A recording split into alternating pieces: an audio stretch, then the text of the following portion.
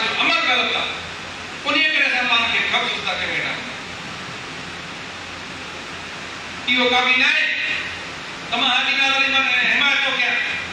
मां हिन तरीक़े हिन हिमायत थो कयां मां अमली तौर ते हुजां जानी माली दोस्तनि सां अज़ीज़नि सां उस्तादनि सां सभिनि सां मां मैदान में अमल में बीठो हुजां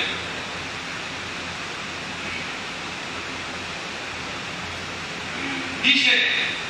अॻिलो कुल असां ॻोल्हियूं पियो ऐं सम्झां थो जेके तव्हां दोस्त वेठा हिन में एतिरा बहितरीन ऐं क़ाबिल माण्हू वेठा जे उन्हनि खे मौक़ो मिले हिन स्टेज ते अची करे असां वारे उहिदे ताईं या हिन मरकज़ी काबीना में त बहितरीन हुननि वटि तजवीज़ बि आहिनि बहितरीन हुननि जो जेको आहे पंहिंजो अमल बि आहे इहे कोन्हे को मरकज़ी काबीना थी वई त मरकज़ी काबीना सभु कोन आहे उन्हनि खे हलाइण वारा उन्हनि खे तजवीज़ ॾियण वारा उन्हनि खे मशवरा ॾियण वारा तव्हां जहिड़ा दोस्त तमामु बहितरीन सीनियर दोस्त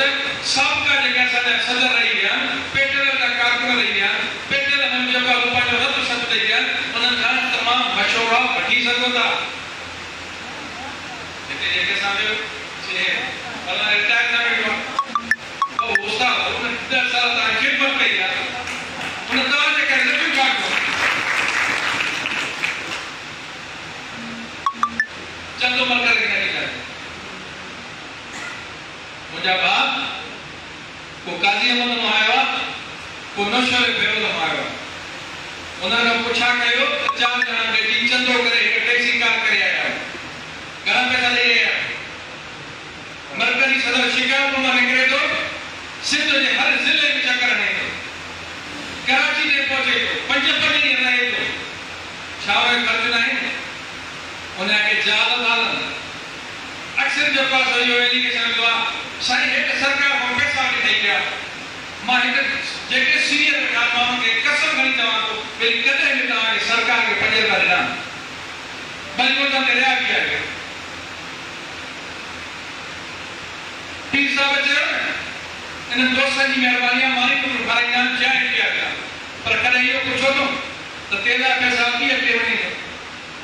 5 ॾींहं कराची रही आहियां मां के खीसे में ॿियो करे थींदो आहे पाणी जी बोतल वठी पी बाबा उन जॻह ते मां न चाहे तमामु को दोस्त तालके जे अंदरि घर छॾे सॼे उस्ताद जे कम लाइ ईंदव तव्हां पंहिंजी पघार त कोन खपाईंदव पर तव्हां उस्तादनि जो जेको चंदो आहे जेको तंज़ीम में रखियो आहे उहो जेको तव्हांजो राइट आहे तव्हां उन खे वठो ऐं तव्हां ख़र्च कयो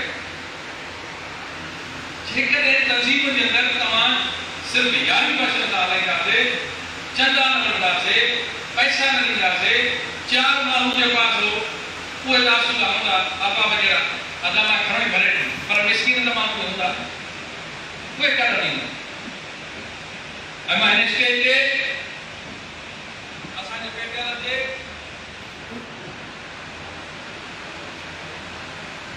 पेटेल जे साबिक़ा ज़िले सदर ऐसा पेटेल जो छा करे थो सरपरस्त आला हिन स्टेज था और उनके भी जमा करो जंहिंजो पेटेल के अंदर हिकिड़ो मुनफरद किरदार है मोहम्मद सालिम ज़रदारी उन पेटेल के अंदर पेटेल तंजीम हुजे या उस्ताद जे मसलन में उनजो अहम गुज़ारिश कयां थो त तोमें पेटेल जो रत तू पेटेल भाई तू पेटेल जो रहियो आहे तो के हक़ तो बणे हिन उस्ताद जी दादसी कम में पंहिंजो किरदार अदा कयो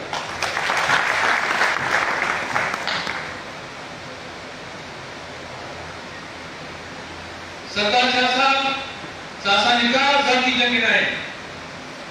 पर सरदार शाह साहब जो जेको किरदार आहे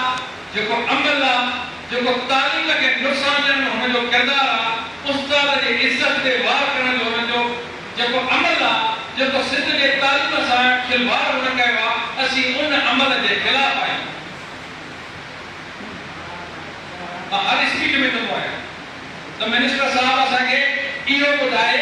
त तव्हां इन 4-5 सालनि जे अंदरि सिंध जे तालीम जे अंदरि कहिड़ी बेहतरी आंदी आहे